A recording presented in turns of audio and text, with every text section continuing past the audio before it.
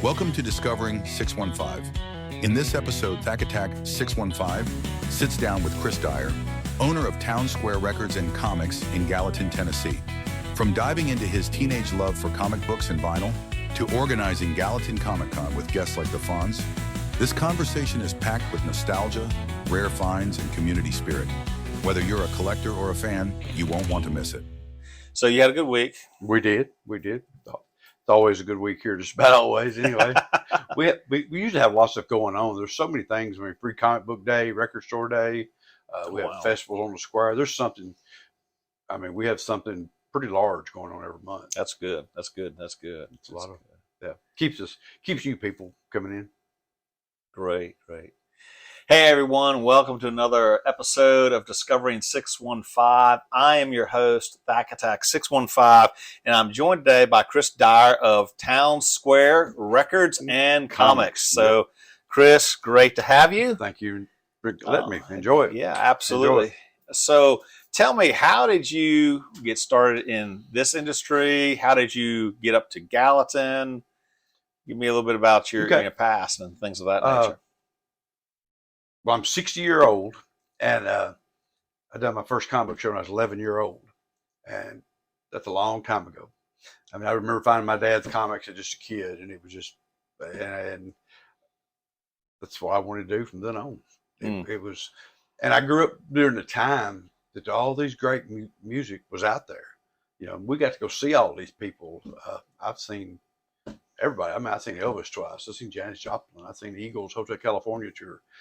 Oh, wow. Yeah, my dad took me to see Kiss when I was like 11 or 12 years old. I mean, just to experience it. There's not many people I haven't seen. I've never seen the Beatles. But it just, so that the thing about the records and the comics, it kind of hits a lot more people. If you just sell one thing, you know, you're targeted on one thing. But today's business, you have to target a wider branch of people. So if we just did comics, we'd lose the record people. If we just did record, we'd lose the comic people. Right. But by doing them together, the store's literally split right down the middle. One side's comics, other side's records, and records, and other side's comics and toys. So I mean, we try to have something for everybody. You know, it's not just the comic geek or the a record collector or something. I mean, it's funny. People will come in here and they don't really even know why, but they'll look at something and they'll remember it when they was a kid. I mean, I remember, I was 16 years old when Meatloaf Bat Out of Hell came out, and I was just in love. It's such a great album, you know, and I can hear them songs, and I can remember back to listening to them, you know, in my first car. It was just, it's like a time machine. Right. It'll always be that way, I think. Now, tell me a little bit, because we had talked about it before, like when you got into the comics, was there something certain that got you started about your dad's collection that was unique? That when I've still got it. When I crawled up my grandmother's attic, I was always a digger, I guess, a picker or whatever you want to call it. But got up my grandmother's attic. I was 6 years old.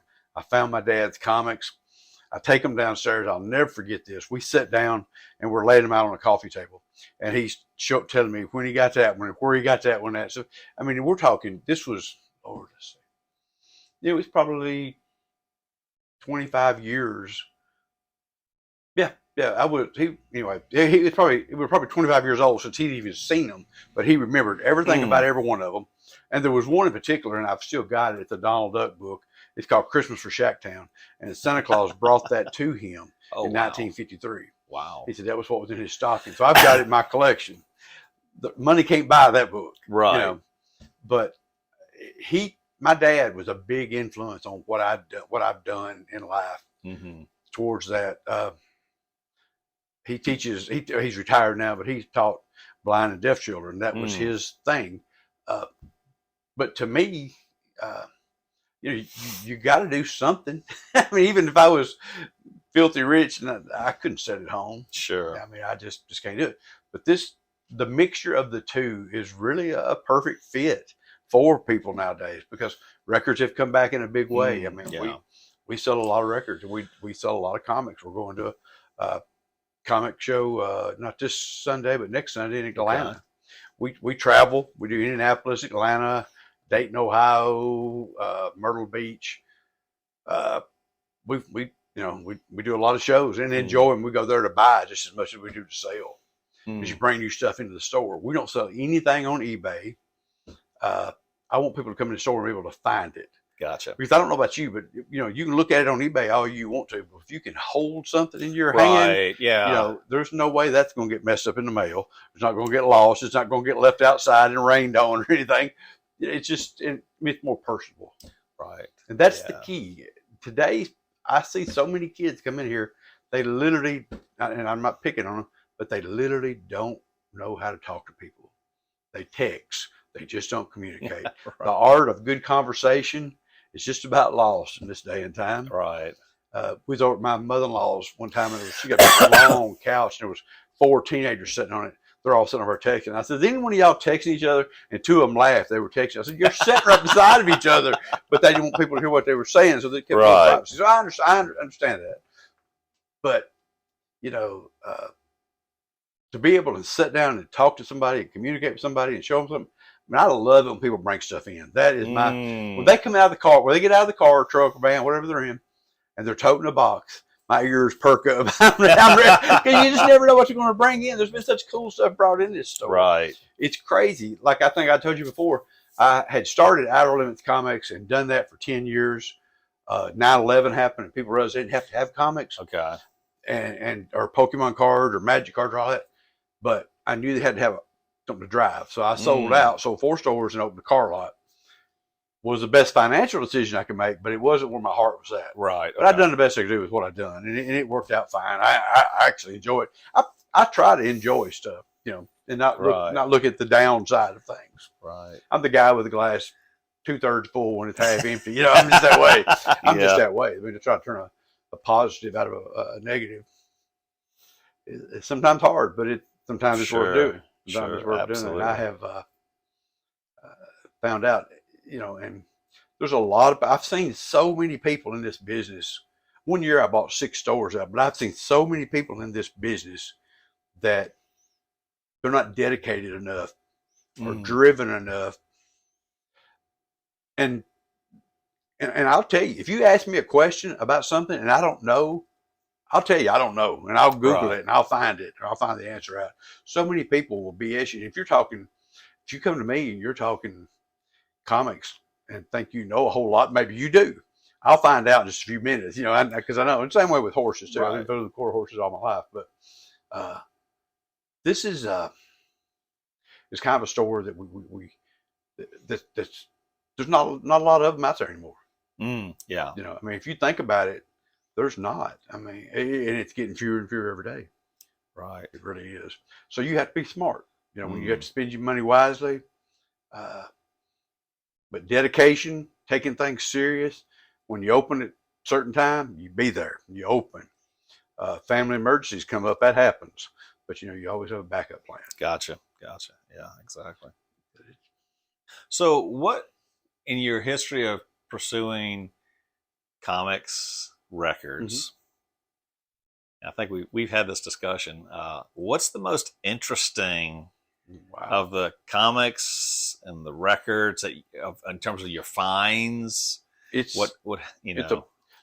crazy. It's amazing what walks in this door. I mean, stuff comes in here that I never dream of. I mean, here a while back there was a guy come in and he was older than me, and he had a shoebox, and it had 2 comics in it, one from 1904 and one from 1905. The 1904 was the first appearance of Buster Brown and Buster Brown's shoes. Remember how they used to give Buster Brown? They had comic books of Buster Brown. The shoes. Yeah. And you bought a pair of shoes and you got a comic book. Well, this was the very first one, the very first Buster Brown comic, and it was so rare that they didn't know it even existed in this form. It said when we looked it up, it said it had somebody else on the back cover. Well, this one didn't. And then we found an article that was written in the mid-'80s, and it says, well, there's rumors that there's one out there with this person on the back cover. Sure enough, it was. Oh, wow. But they were, one thing that amazed me about it was they were not made on cheap paper. They were made on really, really good, high-quality paper. For a time period for somebody at the 1904 to 1905 that they're going to give these things away, you would think they would cut corners and not do that well. Right. So I sold them to a buddy of mine. just about everything's got a price, but yeah, sold them to a buddy of mine, and he sent them off and had them graded, which that's what that means. These are great books, and it says on there 1 of 1. They did not know that the book even existed. Oh wow! So it says on there 1 of 1. So it's the only one in the world not to exist. Oh wow! And it come through here, and it's like they had an auction down here in Bethpage, and I bought a lot of record collections, and this one necessarily wasn't that. It was a lot of records. It was 91 boxes. They held up one box, and you bid on it. Yeah. Take as many as you want. I thought I'll take them all. I was thinking 50. It was 91. so that Sunday morning, I couldn't bring them in before we opened, and set them in the back of the store so I could go through them. But there was a crate of 78s. You know what I'm talking about? Yeah. 78s. The old 10-inch that come out. Yeah. And you had to play them on what, 78 speed? Yeah. Mm-hmm. On a Victrola where you wind up. I've still got one. I've got an Amarillo. But anyway, so this story. Well, I'll tell you. You decide. This was pretty cool. So just 2 weeks later, after I bought that collection, we had a table back here in the back, and I would work on it. I had a young girl working up at front. And I'm back there, and I've called my wife, and I'm going through the box of records, a crate of 78s. I tripped over them that morning coming in the back door. And I thought, well, I better look through them. Well, about the third one down was a Hank Williams, so I knew it was pretty good stuff. Yeah. So I'm telling her, I'm talking to her, and I pick it up, and it's a white labeled Herald record of Lightning Hopkins. Okay. Lightning Hopkins, an old blues guy. They're his first 2 records in 1954. He had 2 albums come out in 1954. Were both on Herald. Was the only time he ever printed. Okay. But this was a white label promo, which that means it was sent out to disc jockeys to play. But you've got to understand, there were no blues stations back in, or pretty much even black radio stations back in. There just wasn't. And they did this. This was a white label, so it was never made to sell in the stores. It was made for disc jockeys to play. Well, when they got ready to make the album, and I've got the album. They've got a repress. I don't have an original. Original's about $2,000, but the repress, and it did not have that one of those songs on it. So what had happened was, and it was called Lightning Boogie. What happened was the record company didn't like it, so they left it off for some reason. Well, this one I had when I looked at it. I looked up online, Discogs. I called a buddy of mine in Nashville. It's real big in the 78th. He said, "Man, it's over my head." I called a guy in Johnson City. He sends him pictures of it and everything. And this is, it's like a fairy tale story, really. But so the guy says, "What time do you open?" I said, 11 o'clock. He said, "Can I meet you there at 10?" He said, "Okay." So he met me here. We discussed, and he calls a guy called the Godfather. He was actually in New York, no joke, real thick Italian accent, had been there since the 40s. Okay. The oldest record store known to exist. He's passed away since then. But they call him, he calls him, puts him on speakerphone. The guy had already sent him pictures of the record. Well, he tells me, and he's real like a real thick Italian accent, and he thought he was in his 90s. But he said, "That record doesn't exist, son." He said, "I'm just going to tell you." He said, "It's not in the catalog." Of course, they didn't have the internet back then. He said, "This record does not show up that it exists." And I thought, well, what does that mean? I said, what does that mean? He said, well, ordinarily they would make somewhere between 30 to 50 of the promos, but they wouldn't make them that much of them because the only place that those were played were in juke joints. And that had to be the only, it was played in jukeboxes and juke joints. So they, let's see, like you said, 30 to 50 was the most ever made. This record was not made. He said, "I don't know how you got it. It was not made in the Herald book. No numbers matched." So anyway, the guy buys it off of me. It leaves here, and as he's starting to go out the door, he pulls out a wad of $10,000. He said, "I was going home with that record, so I could have got a lot more than I got out of it. But anyway, I still made money. It was cool." So he takes it and donates it to the Blues Hall, or puts it on display at the Blues Hall of Fame for 2 months. And it says 1 of 1. It's got a big write-up about it. And they say a store in Gallatin. I wish they'd have said us, but it is what it is. Exactly. It was just cool. So then the University of Mississippi has the world's largest blues collection. Okay. On cylinders and 78s. Well, he donated to them. So that's where it's at now, on display at the University of Mississippi. And they do a thing every year, twice a year, called Record Store Day, where they make particular records. They're talking about making this a record store day thing. Oh, wow. I hope they do. I'd I'd like to have cool. a copy of it. But it had never been played. When I got it, you could tell it had never been played. Because you can take those 78s and take a magnifying glass and look in the grooves, and you'll see trash in them if they've never been played. If they've been played, it's slick. Right. It was cool. It was just a great piece. And like I say, found it in a barn up in Bethpage, Tennessee. You just never know. Yeah. Because, if you think about it, we all have records, or we had them, let's say, unless we threw them away or give them away or put them in a yard sale or whatever. So everybody's got a stack of records. A lot of Prairie Como and Lawrence Welk stuff that nobody wants. But every now and then there's some good stuff comes in. That's true. You have to dig through it and keep on going. But of course, with records and vinyls making a comeback, I mean, it's the sound of the record. I mean, I grew up listening to records. Oh yeah, yeah. And so it's the sound. It's got that feeling about it. It really does. It's got that. It's got that old nostalgia feeling. Like I say, it takes you back. It really is like a time machine to me. Because, like I say, some of those songs I can hear them, and I can remember the first time I heard them. Or I remember a buddy of mine had a Jeep, and he loved Journey, and he had this big loud speaker, and he would ride around. I remember it playing "Stoned in Love," and sad to say, my friend he's passed on, but had diabetes real bad. But every time I hear that song, I think of him. Right. It's just things like that you do, and like I've told everybody, and we've done a lot of talking. I've done a lot of speaking at churches and fundraisers stuff. Or not fundraisers, but things, and people. Everybody has to have they had records at one time or another, right? And when they get to 30, and I call it a 30-year gap. When you get to 30 years old, you're married, supposedly you're married, you've got a kid or two, you want to buy back your childhood, what you couldn't find when you was a kid, what you wanted but you couldn't find when you was a kid, or something you had and you liked it, and your mama made you get rid of it or sell it at the yard sale, or you don't know what happened to it, but you want it back. Right. And it's the same way for men and women both.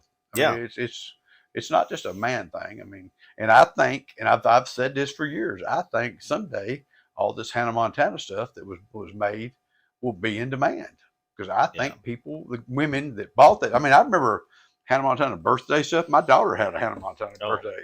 I mean, it was huge, but see, people threw all that stuff away. Again, well, it's like it come back like the Star Wars stuff or G.I. Joe. Exactly. I mean, that stuff is very same thing.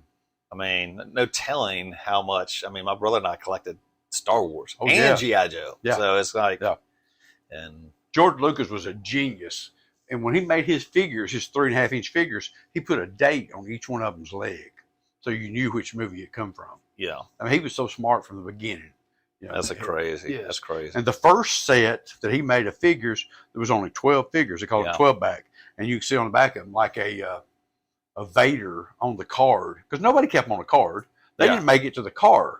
I remember them asking if you wanted a bag. And Lord, you didn't need a bag, because you was going to rip that sucker open and throw the card away and play with the figure. That's why they're worth about 100 times more being carded than they are being loose, because nobody saved them. They bought them to play with. That's what they're made for. They bought them to play with. And then collectors got involved. And nowadays, a lot of people look at the new stuff and they think, oh, that's going to be like that someday. No, it'll never be like that, because everybody's collecting them now. And they're not opening them. Right. Where back then, they were. So it's a big difference. And they make 100 times more of something than they did back then. Yeah. Because, Lucas was just getting started. Yeah, that's true. That's true. He changed the world.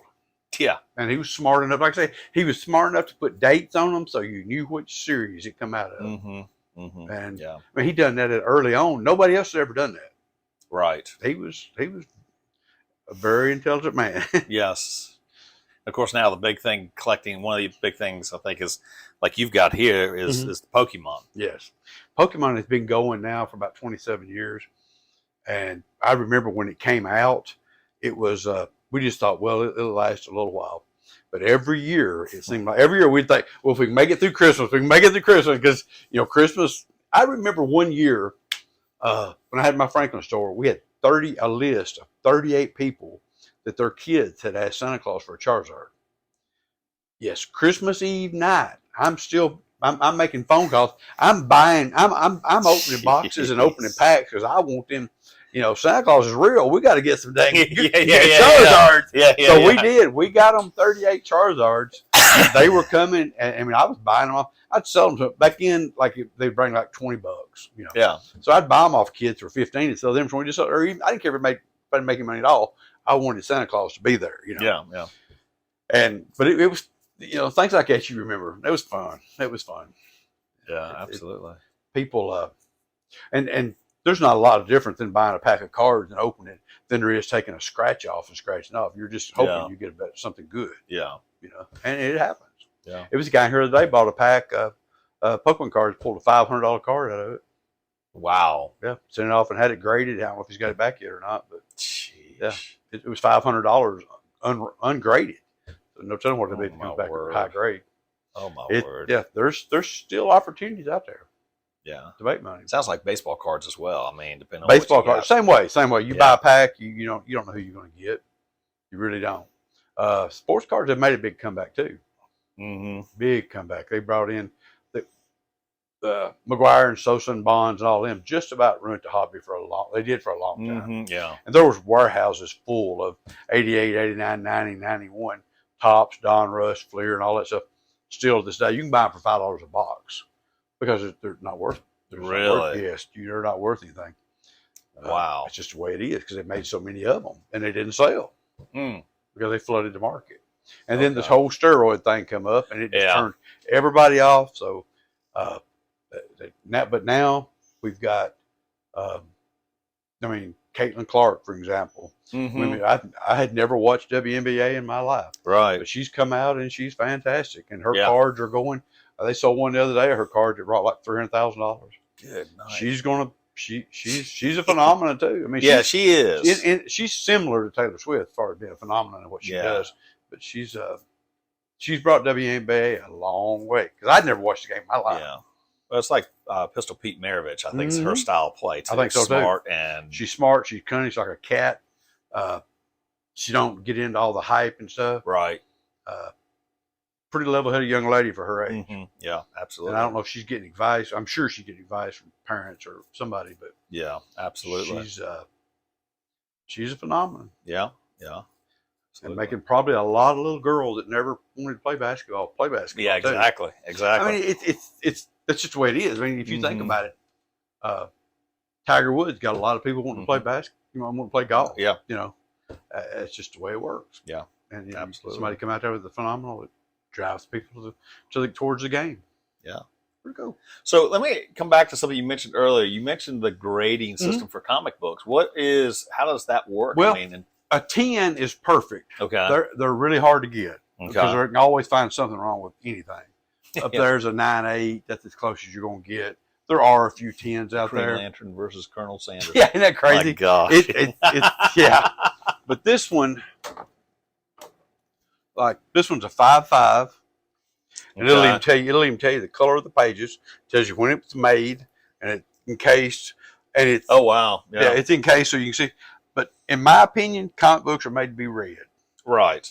But I like buying these because that way it's not been color touched up or it's not been trimmed, or if it's something else is wonky about it. Right. But they go up to a 10. This is a $550 comic. If it was a 9, it'd be a $2,000 comic. It makes a huge difference. Wow. In which that's actually in real nice shape to be a 5.5. Yeah. A little bit of shadowing right there, but Yeah, absolutely. But guillotine cover. There's but to me, a comic book is made to be read. And this is Action Comic number 35. It's about 3 months before World War II started. Before they bombed Pearl Harbor, was this book made, or this guy would have a swastika on his head. Yeah, exactly. So because And 10 cents. 10 whole cents, and now it's $1,300. But if you'll look back at comics, they show you the war. I mean, they were huge into it. Even Walt Disney Comics and Stories. There's several of them that have Donald Duck or Mickey Mouse or somebody holding buy war bonds things. Or it was in everything. I don't know if America would pull together like it did back then. You know what I mean? I mean, we had an enemy. You even had the movies. I mean, you even had the movies in the old movies. You had occasionally Donald Duck or Mickey Mouse would appear, buy war bonds or something of that nature. I mean, it was a big thing. A big thing. I just don't know I don't know what would happen, if something like that happened today. Yeah. I don't ever want it to. Right. Yeah, exactly. Things do happen. Things do happen. But so in terms of your comics, I mean, do you still see like the traditional, the Superman, Spider-Man, what are your, see are the best sellers, Batman. I mean, right. Batman, DC versus it's a total different world. From Marvel to DC is totally different. Marvel did, when they come out and they was creating their characters like Spider-Man, they gave him a personality. Right. They gave him home. He had his grandmother. He lived, Aunt May. Yeah, Aunt May. He lived with his Aunt May. His dad or Uncle Ben, his uncle that got killed. Yeah. There's just so many. They gave him a personality. DC doesn't do that as well. So it's a different writing style. They just didn't get into that. Batman is somewhat, but the two favorites always are Batman and Spider-Man. You get one of each, Marvel and DC, but those are by far the heaviest hitters. I mean, everybody knows who Spider-Man and Batman is. Oh yeah. It doesn't matter if they're 3 or 4 year old but it's but like I say, these guides, there's all kind of guides, and it's cool how nowadays. I was thinking about this the other day. There's an Overstreet price guide that comes out this year. Is the 54th. And I bought the second print. Wow. I bought the I didn't buy number 1. I bought number 2 in 1971 price guide. But he's been around doing this for 50-something years. When he started out, there was no computers. He had to go to all these individual places. I don't even know how he done it. Go to the individual places, find out how many comics were made in a run and things like that, and who drew them and stuff. I mean, it's amazing. Nowadays, it'd be a whole lot easier. But I used to know Bob Overstreet, or met him a few times, and he was he worked his butt off for 4 or 5 years before that guide ever even come out, because he was trying to learn because there wasn't, like I say, wasn't computer bases and stuff. Right. A lot of these small companies had went out of business, and there was no records of how many they sold, who drew it, how many issues they didn't know. They had to learn. I take my hat off to him. That was had to be a heck of a job to try to find all that stuff out. I just couldn't imagine, because there's many millions of comic books as there is made. And he goes through and tells you what number is so and so's first appearance, or somebody dies in this issue or something like that. It's just, he did a lot. And let me ask this, because I was thinking about this the other day. What's it called? You got the comic books, and then you got what they call the graphic novels. Is that what those are called? So how do those compare in terms of? Well, graphic novels are usually reprints. Okay. And what they'll do, they'll take 4 or 5 books and they'll put them into one. Okay. And sometimes there'll be a 2 or 3 parter. They'll have to do 2 or 3 volumes of it. But all it is, like I say, is basically 4 or 5 comics put together. Okay. Now there are some that just write them in that form, but gotcha. Format, anticipating that it's going to take, to tell their story, it's going to take 100 pages. So they'll do 3 graphic novels versus 10 comic books or something. Right. So, but in comic books, if you look at the box office in the last 25 years and think of all the movies that have come out of comic books related, it's unreal. There's a lot of things that people don't even know started in comic books. They don't. And there's so many still great stories to be told that they haven't done yet. Right. That they may not ever get to all of them, but I mean, there's some great stories. We went and seen a new Thunderbolt movie the other day. Pretty good movie. Yeah. It wasn't great. It's a pretty good movie. Pretty good movie. Well, that's good. So what do you expect, like when your customers come in, to talk about customer experience? What do you want them to experience? I mean, we touched on that before, like versus eBay. Here they can come in, they can touch, feel, see the product. But what else do you hope they experience? Well, I hope they enjoy being in here, because it's what it's all about. It's a big kid store is what I call it. But now we got a lot of kids coming here 6, 7 years old buying Pokemon. But it's I mean, we have some customers. We have one customer that comes from West Virginia once a month and comes in here and spends about 5 hours once a month going through every comic book we have, and he'll buy $300 or $400 worth, and most of them, the highest price will be like $10. He'll buy because he's finishing his runs, Okay. But he comes from West Virginia because he says he can't find it there anywhere there. Oh wow. So I'm like, yeah, that's cool. But Wow. they come from all over to buy, and we buy from them, and it's pretty cool. We do shows. Like I say, in 2 weeks we'll be in Atlanta. Mm-hmm. That's a great show. I mean, we do a show here ourselves always in the second weekend of November. That's I wouldn't want to do. People try to get me to do more shows, but I put too much work, or me and my wife put too much work into it, and too much worrying and stuff to do. It's just too much. But we do one show, and we do the best we can with it. Yeah. And that's all we got. Yeah. What about some of the challenges with owning a storefront like this? What have been some of the challenges you guys have dealt with? Well, COVID was tough because you still got you had rent to pay, you had light bills, water bills, phone bills, all these other bills still come through and had to be paid. Had a great landlord. She worked with us during COVID. She said, you can't be open, you can't sell. I thought that was awful nice of her. Yeah. She's a stand-up lady. We've been here 7 years. It was 7 years in February. So we went through COVID, and we went through we started out, we had to learn to adapt. You have to learn to adapt. If something's not selling and you try it for a couple of weeks, then you need to change plans. Yeah. I heard an old guy tell me one time, he said, the quickest to adapt and to change to succeed will always be the richest. And that makes a world of sense if you think about it, because if you're selling something and it's not selling, then you change your market plan. You go to a different direction. Gotcha. But if I've always, this is kind of crazy, but even when I was in high school, I was doing comic book shows, going to them and participating and setting up at them and stuff. And guys would come over to my house and they would say, "You mean you leave all these comic books out of your room when your girlfriend comes over?" I said, "Well, yeah, that's who I am. I'm not going to try to change her to suit me. So she don't need to try to suit me to suit her." Good point. So be yourself. Be yourself, and you ain't never got to back up. Yeah. And that's what I've done. But if you'd ask the teachers when I was a kid, what would I be doing? This is probably what they would say.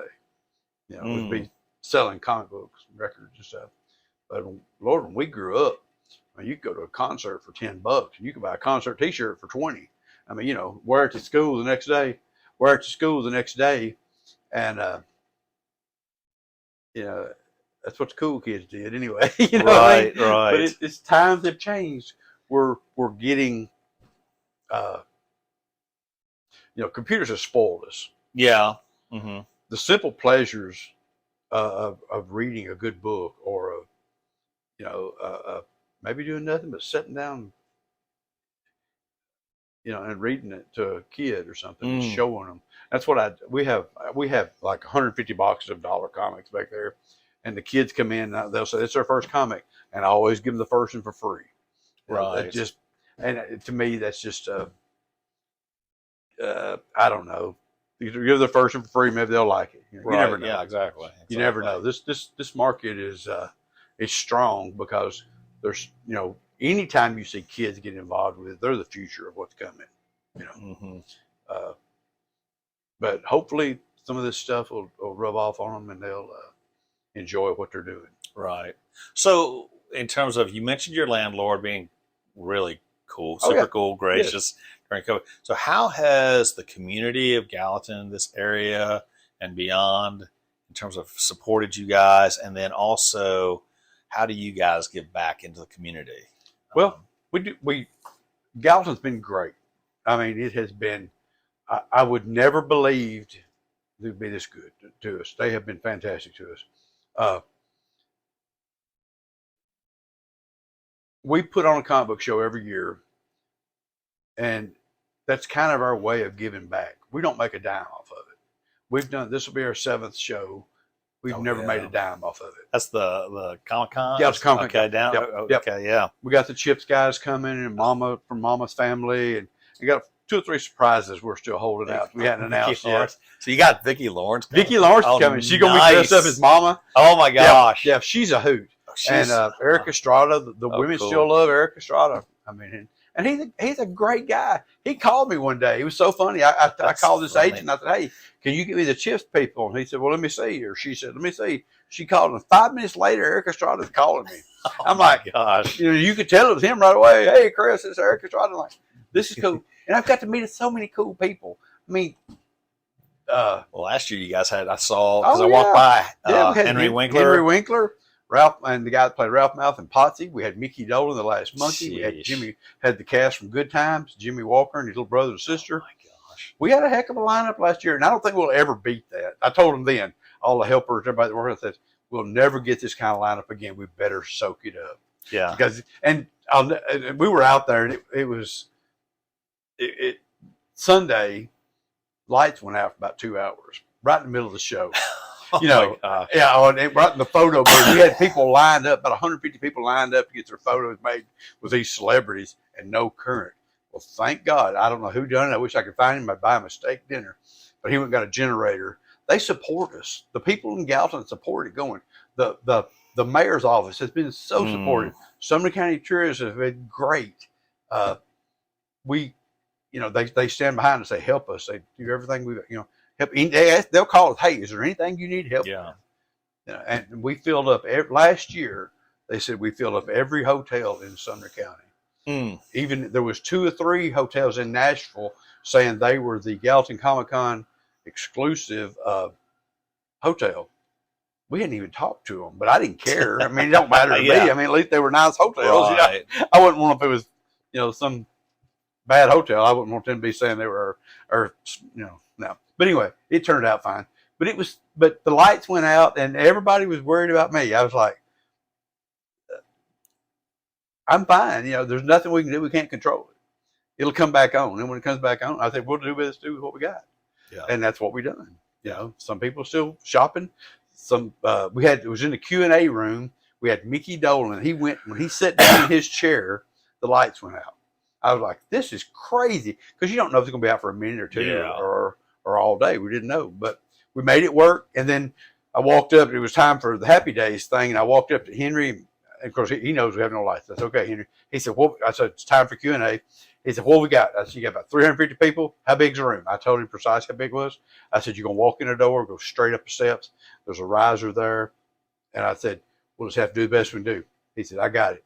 And buddy, when he walked in that room and he stepped up on that podium, he took over. And I've never seen anything like it.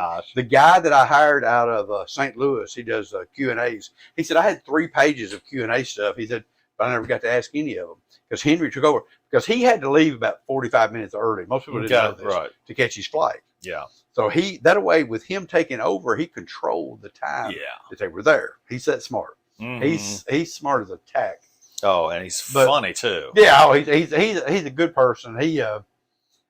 There was on some of the things he wasn't what I thought he would be. On some of the other things, he was so much more than I thought he would be. That may sound stupid, but it was so much more. He was, that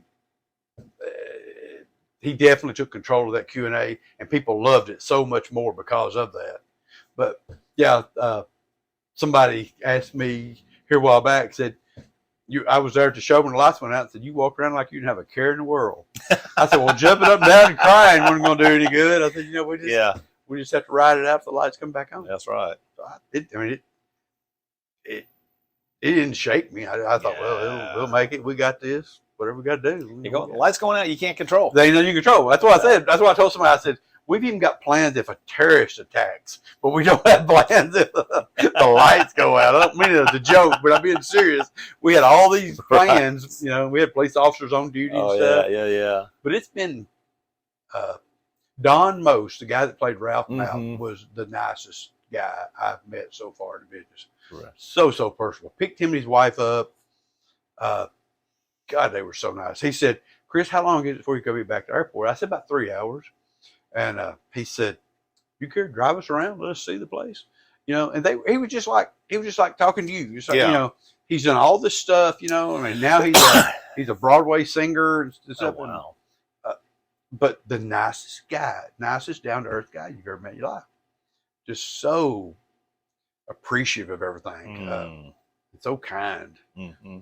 My mother has Parkinson's, and his wife has Parkinson's, and she's doing some experimental stuff, all natural experimental stuff. And I was hoping, my mother has Parkinson's, and I was hoping that they would get to talk, but my mother wasn't able to make it this year. I hate that because I know she wanted to be there. But so when's the next? So the Comic Cons are a big hit. November 8th and 9th. November they're 8th big and 9th, hits. the 2025. It'll be out here at the Civic Center. All right. And we do. I tell you, it's $20 to get in, or $25 for both days. Jeez. You ain't gonna beat that. No. Nope. Don't have to pay anything for parking. If we had this in Nashville, you'd have to pay $35 to park and probably $70 to get in. You know what I'm saying? Yeah, exactly. That's what I'm saying. Yeah. So we do it, and booths, dealers can get a booth for 2-day show for $175. That's nowhere. Nowhere can you do that. Oh my gosh. We done it all to where people can afford it. Yeah. You know what I'm saying? People that if they've got 2 or 3 and the kids 12 and under free, you know. I don't want anybody to say, well, I wanted to come, but I couldn't afford it. Or I wanted now you may get in there and their autograph may be higher than what you want to pay. That's totally up to you. Yeah. But I'm trying to make it where it's as cheap as you can get in. Sure. And I'm trying to make it where dealers can make money. And we pick every dealer that's at that show, we hand pick them. We've had places like T-Mobile and things like that I had him contact me this year, like Gutter Guard or something. I said, no, you're not anything what we want. I said, we want comic book related dealers. Yeah. Gotcha. That's understandable. Yes. But now a lot of places will jump on top because he said, I'll pay you 3 times what you charge. I said, I appreciate it. That's flattering, but you're not comic related. He said, you're really going? I said, yes, sir. I said, because there's not a dealer in that room that we haven't handpicked, and I know every one of them by name. Mm-hmm. And most of them have been with us 5 years or more. Wow. Because they just keep coming back. Because they know it may not now. They know we're going to do everything we can. I mean, we'll have 4 or 5 billboards up in Westmoreland to Mount Juliet to on 65 to on 40 to on 24. We'll have 5 billboards going. We spend about $30,000 on advertising. We don't take it lightly. Right. And I've had other cities contact me, would I do a show in their city? And I'm like, no, because I take too much out of it. I take too much pride in it. Yeah. I couldn't just halfway do it. That's kind of a curse I've got. I don't know. Right. Yeah. But I wanted to do a show, and I wanted to do it what I thought was right by making it cheap for the people to get in. And that place out there is perfect. I'm not paid to park. It's got a light coming in and out. You don't have traffic jams. They're fantastic out there. They help us any way they can. It's just a cool setup, and we get the mayor of the county, mayor of the city. And there's other stars. There's country stars that come there. I believe it. Oh, it is. The year we done Leave It to Beaver, there was 5 or 6 big name country stars that come in. Wow. They called us and they come through another door because they didn't want to be bothered. But we've had a great luck with it, and we've been like, I got a call the other day from somebody that wants to come to our show, and they're out in California, and they told me, they say, hey, we heard you do a good job putting on the show. Y'all do a good job. And what I do is, like, when we invite them to come, we go pick them up. We take them out to eat. We don't send somebody else off to do it. They're like, I look at it like they're coming to our house to visit us. Absolutely, yeah. And they realize that, and they trust me. And we do what we say. Mm-hmm. And that was, I'll never forget, that was so cool. A guy named Steve, he is the agent of the Dukes Hazzard. And it's really hard to get all 3 of them. But he told me when we got to the airport, his name was Steve, when we got ready to leave, we got out and shook hands. He said, Chris, the biggest compliment I can give you, you've done everything you said you'd do. Yeah. And I said, we try. He said, no. He said, if you ever need a reference, you've got one. So that's great. Yeah. And we've been very fortunate. Like I say, it's a lot of work goes into this. People can't imagine. We got a guy out of St. Louis that comes in and does the Q&A. We have another guy that goes around and does all the filming. You don't just, I've done a lot of shows, thousands of shows in my lifetime. You can tell when one's had a lot of work done to it, or you can tell where they just rented a hotel room. Yeah. And threw the stuff out there. You can tell. Mm-hmm. You know, the small details is what counts. Right. Exactly. Yeah. And, you know, we do our best. Gotcha. If we make a mistake, we learn from it. So November, people, if they're listening, if they want to Yeah. make it, Oh, yeah. Gallatin, November 8th and 9th. Yes, it's going to be huge. And we have got, I can't say who it is. I'm not going to say who it is because it might not happen. Now, luckily, everybody that we've ever went after, we've got. Yeah. Now, this one I don't know about. To be honest with you, this one is. Yeah, but if you got Mama coming in. Well, I got Mama coming in, and she's going to be great. So, And Chips, guys, and we got the voice of Shaggy and Scooby coming in. And we've got, one of my favorite movies is To Kill a Mockingbird. Right, okay. Well, yes, the little girl that played Scout, now she's not a little girl now, she's an older lady, she actually called us and asked us, she said, I hear y'all have a great show. And it's, it's from old TV shows and old movies and stuff. I said, yes, ma'am. And she said, well, I only do one show a year. I'd like to do your show. I said, I'd like to have you. Wow. And she's such a sweet lady. I can't wait to meet her because I love that show. But I mean, I love that show. And I don't know if you know this or not, but that was the first appearance of Robert Duvall in a movie. His first movie role. He was Boo. Okay. He was Boo. Wow. And they're the only two left alive from the show. Yeah, I just saw Robert Duvall turn 94. Yeah. I asked her, I said, what's the chance you think we can get him? She said, none. I said, well, I'd love to sit down and talk to Robert Duvall. My mother-in-law just turned 94. I looked at my wife and said, hey, do you know your mom and Robert Duvall share similar birthday month or something like that? They just turned 94. That's somebody I would love to sit down and talk to. You know he's got some great stories. Oh, my gosh, yes. Yeah. Yes. You know he does. Because, I mean, good Lord. I mean, he was in everything from The Godfather to Lonesome Dove to Open Range. I mean, it's hard to Secondhand Lines, one of the best movies. I love that movie. That one and Gods and Generals where he plays Robert E. Lee. Yes. I mean, I think he's masterful at his craft. He is. He's very much so. And they say he's a good guy. Of course, he ain't doing comic book shows. No. But it's funny, this year, it's I don't know what's happened, but this year I'm seeing more famous people like Mel Gibson and Danny Glover are going around and they're doing shows. I mean, they're charging like $300 a piece on autographs, but they're going around and doing shows where somebody like him would never have done shows before. Right. You know, I don't know if, I'm sure they don't need money. I wouldn't think. I mean, it's like Priscilla Presley. She's doing shows. She started last year doing shows, and I had talked about getting her here, but it just didn't work out. Right. But she started doing shows, and she's done several shows lately, and that was one of the reasons we didn't get her because she's done a lot of shows in the 2 hour of us. But I mean, she don't need the money. She's got to be doing it for therapy or something. I don't know why she's doing it, but more power to her. If it's what makes her happy, so be it. But I never thought I'd see Priscilla Presley signing autographs at shows. Wow. I talked to her agent, and I said, why is she just not starting doing it? I said, well, she wrote a book, about 15 years ago. She wrote a book. And the woman he said she had a bad experience at a signing. I don't know what it was, but she had a bad experience at the signing. So she didn't sign anymore. But now she's come back and she's got this guy that goes with her and he like protects her or something. I don't know. Okay. Yeah. He's like her bodyguard. Yeah.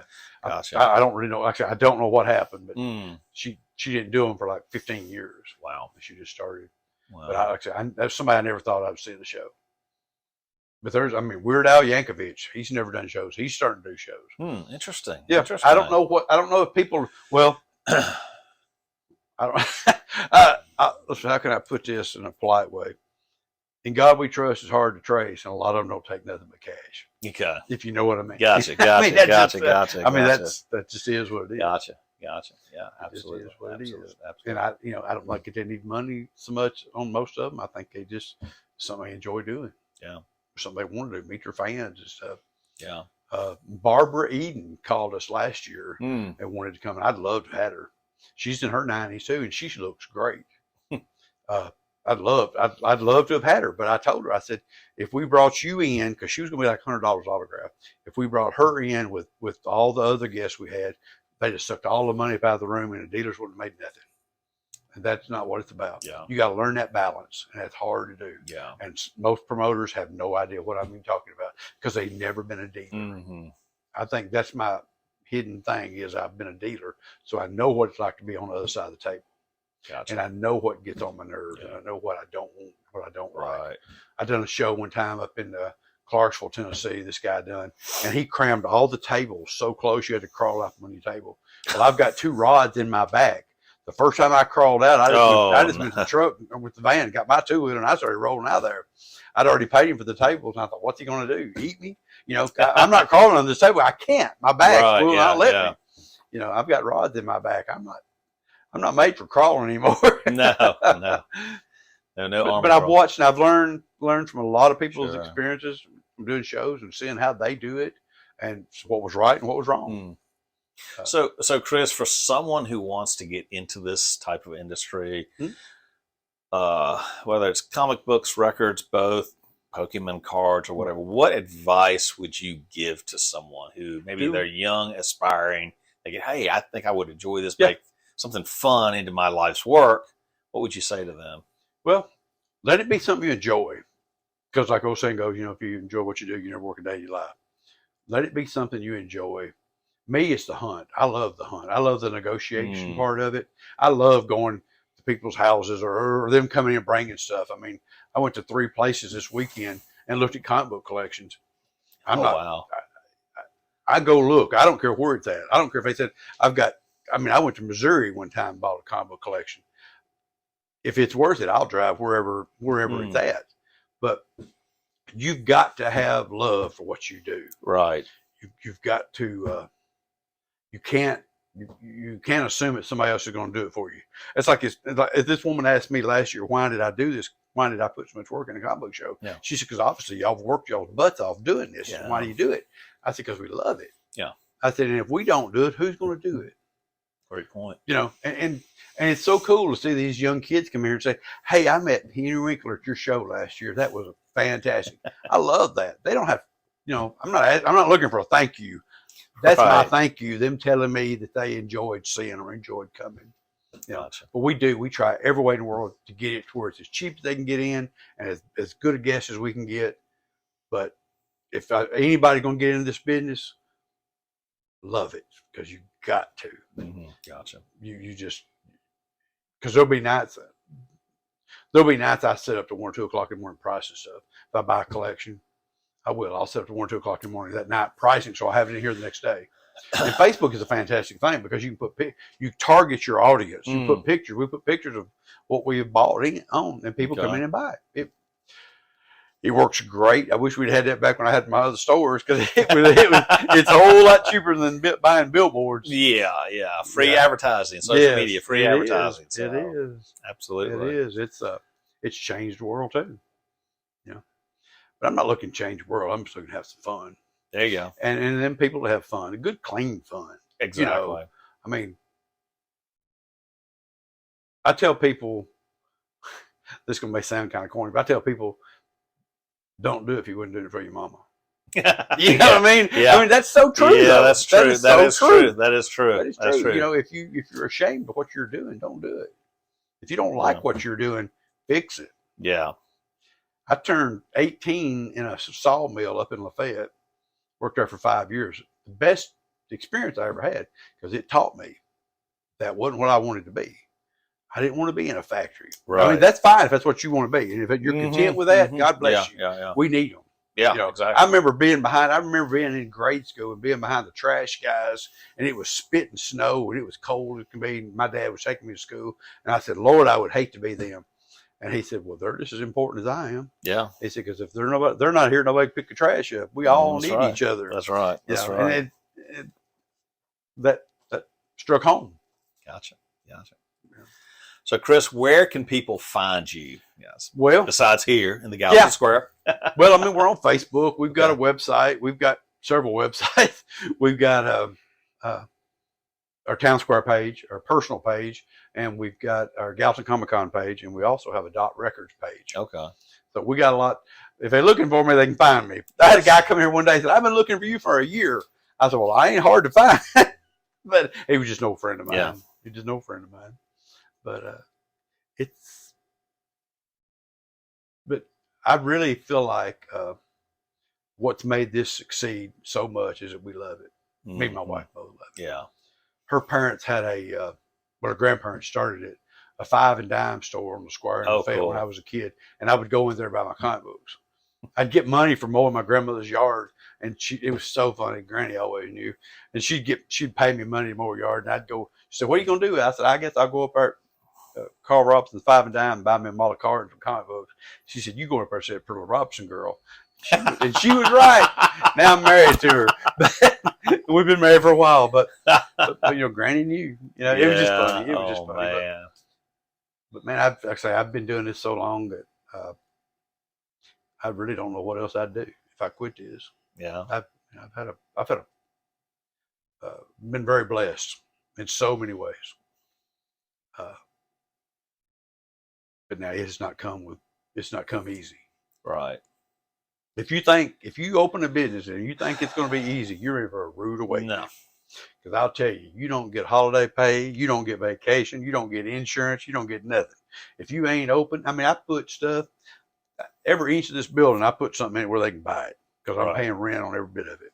Now, we're closed on Monday. This whole square is closed on Monday. It's like a ghost town. Mm-hmm. I've tried to stay open. We opened before, but it just don't work. People take off. They're open on Saturday, they take off.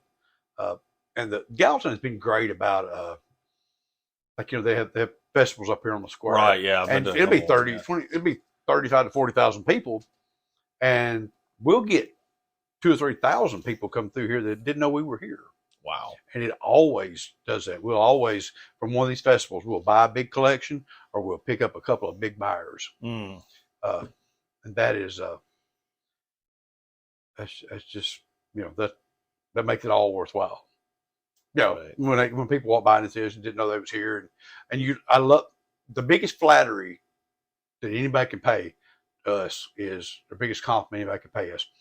Like if you have for example, if you had family or friends come in from out of town and you brought them up here because you want to show them this place. Gotcha. To me, that is the biggest compliment somebody can pay you. Because if they think enough of it, that they want to bring their family or friends or whoever up here to see it, you got to be doing something right. And we never cheat. And I'll tell you, if you have never been here, there's a ton of stuff here. And we bought it all off individuals and dealers at shows and stuff. But people bring stuff in every day. I bought those toys and a stack of comic books and a stack of records today. And it's, it's just Tuesday. But my job though is to hurry up and get it put out, because you never know what's coming next. I bought 170 boxes of comics the other day, and they were all upstairs over top of a bonus room out in Spring Hill. Had taken all them boxes down. I showed my age, but thank God he had 2 young sons that were like 15 or 16.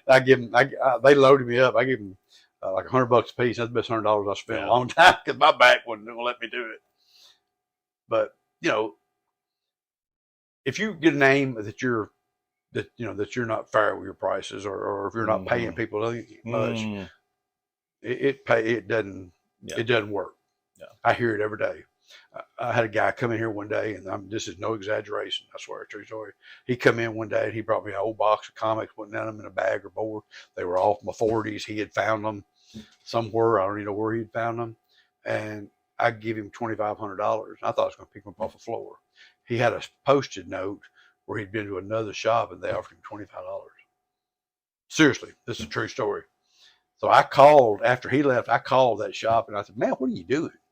I said, "You're going to give us all a bad name." And the guy that answered the phone, he said, "Well, I wasn't here." He said, "I've gone to lunch. Somebody told me somebody come in with old comics." And I told him what all was in there. And he was like, "Oh my God." I said, "Yeah, they offered him $25. But that's just, Yeah. So those kind of things come back to bite you. Yeah. But So integrity is important. It is. Integrity It's very is important. It's very important. And Now, records are 50 years old. I tell them, if they buy one and it's got a problem with it, bring it back. We'll swap it out. Mm-hmm. You know, I look at them best I can. Don't play every one of them. I don't have that much time because we sell probably 300 to 400 to 500 records a week. Yeah. And how I can tell that is how many sleeves I'm buying every Gotcha. week Gotcha. going through. But it's every month. It's funny. We keep up with it, and it'll be this side will be 49, this side will be 51, or vice versa. They're pretty much the same. Gotcha. And but you may sell $100 comic and then $10 records. You know what I'm saying? It's. I mean, a guy come in today and bought a $250 comic book. He bought first person Deadpool. just walking off the street. And can I see that? And I said, sure. Yeah. I told him, I said, you know what that is? He said, oh yeah. And he just pulled out the card. I mean, I'm cool with it. Good deal. But you know, I hope these kids. Here's kind of a cool story. I've got a guy that comes in here and he's like 6'3", 6'4", bald headed cop out of Nashville, but he brings his son in. Okay. Well, when he was a kid, he was buying Pokemon at my store, and now I've got the second generation coming. So it's kind of cool. You know, I never thought about that. And these kids, like we'll do a show, and these kids will come up, you know, and they were 10 when they were buying Pokemon and stuff off of me in Franklin or Murfreesboro, wherever. Well, now they're 35. I don't know who they are. Yeah. You know, they remember me because I've changed quite a bit, but it's still me, you know. Gotcha. And that's kind of cool. That you know, that they remember good times being at the shop, you know, playing Pokemon or trading cards or buying something or like I've always said, and I know it's corny as crap, but you can't put a price on good memories. Yeah, that's right. That's right. And that's what I hope they have when they come here and when they come to our shows. You know, that's what we hope for. Hope they have good memories. Yes, absolutely. And tell people about it and come, because word of mouth best advertising in the world. It'll make you or break you in a heartbeat. Right. I've seen it. Yeah. I've seen it. But yeah, if you could pick me up at 14 and set me in here, this is where I would be. If you asked me what I want to do for a living when I was a kid, this is what I'd have told you. Yeah. Awesome. So I get to live out my dream, you know. That's great, Chris. And it's you know, and I'm not looking to make a ton of money, just enough to get by. There you go. Rest, you know, all you need is just enough to get by. Everything else is bragging. Yep. Yeah, that's true. That's a great point. That's a great point. I heard no idea. Great point. Great point.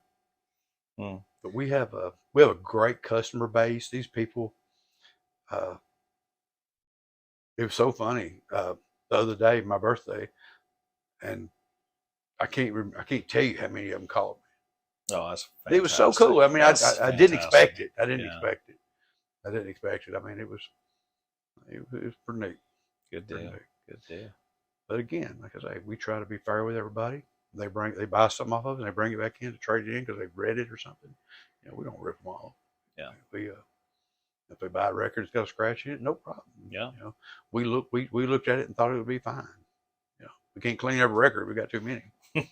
But you know, and it's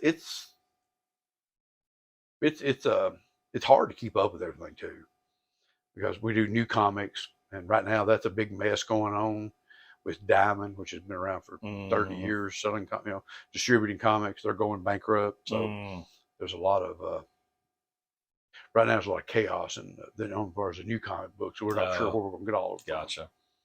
Yeah, there's like 4 or 5 companies, and really don't know what's going to happen yet. Yeah. But that's just stuff you have to deal with. Yeah, absolutely. Supply and demand is one of the biggest things. That's always the name of the game in business. It Supply and demand. Right now, see, I mean, every kid in the world is wanting Pokemon, and you can't get them. They're sold out. Wow. They made a new set, and they didn't make enough of it. And right now, the packs are going for like $15 a pack.